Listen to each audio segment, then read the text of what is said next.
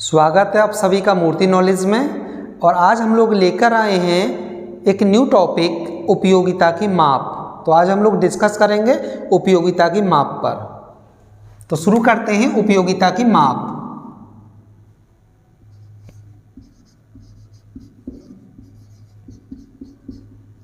उपयोगिता की माप। उपयोगिता की जो माप है उसके संदर्भ में दो विचारधाराएं हैं, यानी दो विद्वानों ने अलग अलग अपने अपने विचार व्यक्त किए हैं।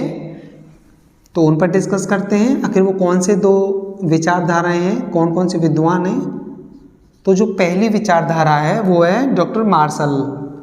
तो इन्होंने एक गणनावाचक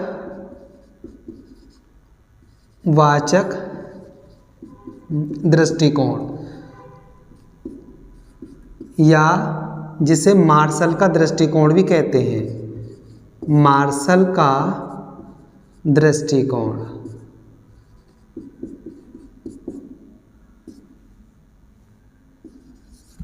जो दूसरा दृष्टिकोण है वो है क्रमवाचक दृष्टिकोण। क्रमवाचक दृष्टिकोण।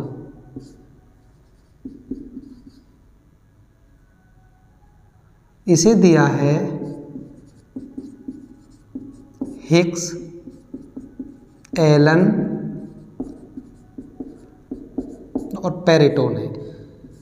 तो उपयोगिता के माप के संदर्भ में ये दो दृष्टिकोण व्यवहार में हैं। पहला है गणनावाचक दृष्टिकोण, जिसे मार्शल का दृष्टिकोण भी कहते हैं। दूसरा है क्रमवाचक दृष्टिकोण, जिसे हिक्स का दृष्टिकोण कहते हैं, और एलन और पेरेटो हिक्स के समर्थक हैं। तो शुरू करते हैं, पहले दृष्टिकोण को लेते हैं, यानी जो गणनावाचक दृष्टिकोण है। गणनावाचक दृष्टिकोण के अनुसार उपयोगिता को मुद्रा रूपी पैमाने से मापा जा सकता है। यानी जो मार्शल है, मार्शल ने कहा है कि उपयोगिता को मुद्रा के द्वारा मापा जा सकता है, अर्थात मुद्रा को एक आधार बनाकर, मुद्रा को एक पैमाना मानकर उपयोगिता को मापा जा सकता है। तो उपयोगिता को मापने के संदर्भ में, यानी उपयोगिता की गणना के संदर्भ में मार्शल ने कुछ संख्याएं दी हैं। तो एक बार उन संख्याओं को देखते हैं, जैसे 1, 2, 3, 4, 5 आदि। तो मार्शल के अनुसार ये संख्याएं हमें ये बताती हैं कि संख्या नंबर 5 संख्या नंबर 1 से 5 गुनी बड़ी है या अधिक है, अधिक है।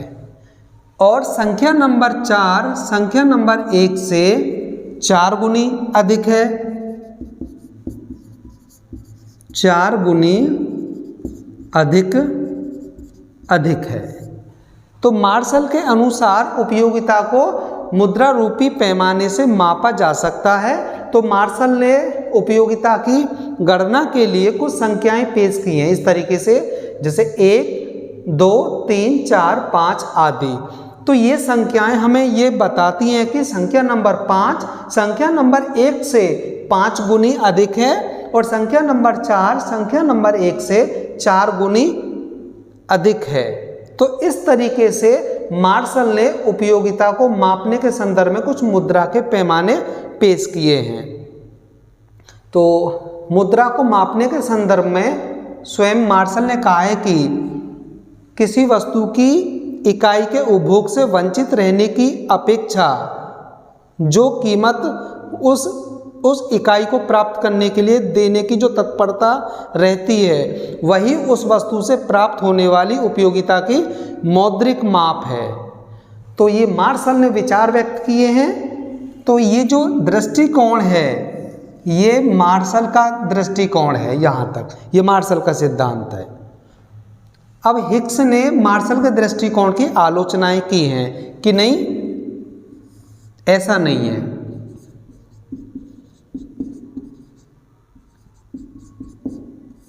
ये आलोचनाएं हुई हैं गणनावाचक दृष्टिकोण की, और ये हिग्स के द्वारा की गई हैं। जो पहली आलोचना है वो है प्रामाणिक माप नहीं, यानी हिग्स के अनुसार मार्शल ने जो उपयोगिता को मापने के संदर्भ में जो माप प्रस्तुत की है वह उसका कोई वैज्ञानिक आधार नहीं है, अर्थात वह माप कोई प्रमाणिक माप नहीं है। जैसे कि विज्ञान के पास अपना मीटर, फुट, इंच, गज आदि कुछ ऐसी स्थायी माप होती हैं जिनमें कोई परिवर्तन नहीं होता है, लेकिन मुद्रा रूपी जो पैमाना है उसमें समय, स्थान और मांग पूर्ति आदि के द्वारा परिवर्तन देखने को मिलता है, लेकिन इनमें कोई परिवर्तन नहीं होता है। इसलिए उपयोगिता को हिग्स के अनुसार मुद्रा रूपी पैमाने से नहीं मापा जा सकता है। दूसरी आलोचना,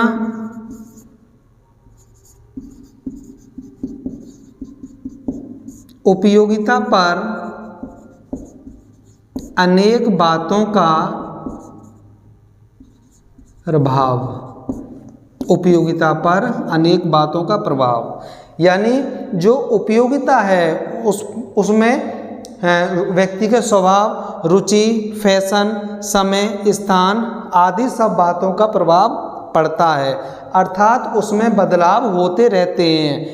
यानी जो उपयोगिता है उसका स्वरूप बदलता रहता है। इसलिए मुद्रा रूपी पैमाने से उपयोगिता को मापना संभव नहीं है, जैसा कि मार्शल ने अपने दृष्टिकोण में कहा था। तीसरी आलोचना है उपयोगिता स्थायी नहीं है, अर्थात उपयोगिता का जो स्वरूप है वह परिवर्तित होता रहता है। अर्थात एक व्यक्ति के संदर्भ में जो जिस वस्तु से उपयोगिता मिल रही है हो सकता है वह लाभदायक हो, लेकिन वो अन्य व्यक्ति के लिए वह उपयोगिता या उस वस्तु का उपभोग हो सकता है लाभदायक ना हो। उपयोगिता स्थायी इसलिए नहीं है क्योंकि उपयोगिता एक मनोवैज्ञानिक धारणा है। यह व्यक्ति की मानसिक स्थिति पर निर्भर करती है। यह समय, स्थान के आधार पर इसमें बदलाव होता रहता है। चौथा है यह यानी उपयोगिता एक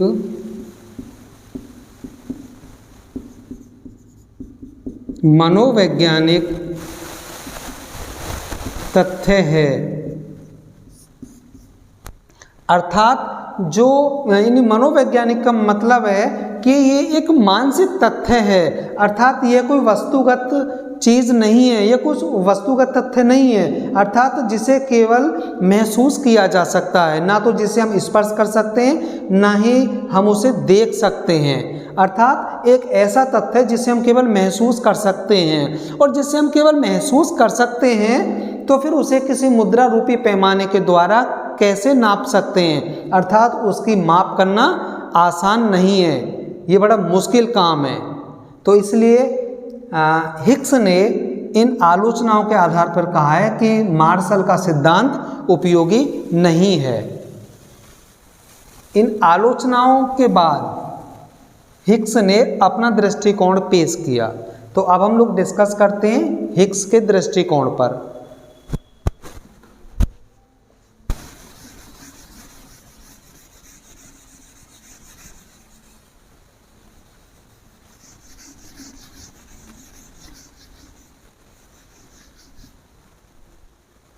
हिग्स ने उपयोगिता को मापने के संदर्भ में एक सीक्वेंस दिया है, अर्थात एक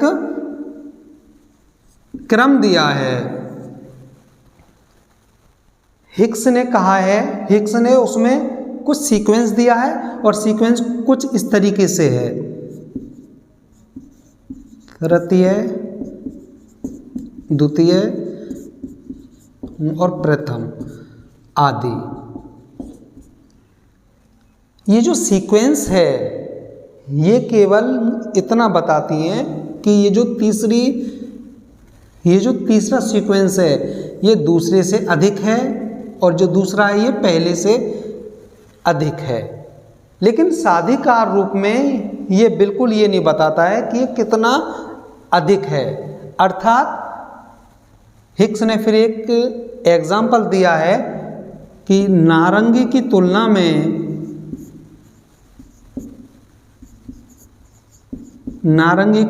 में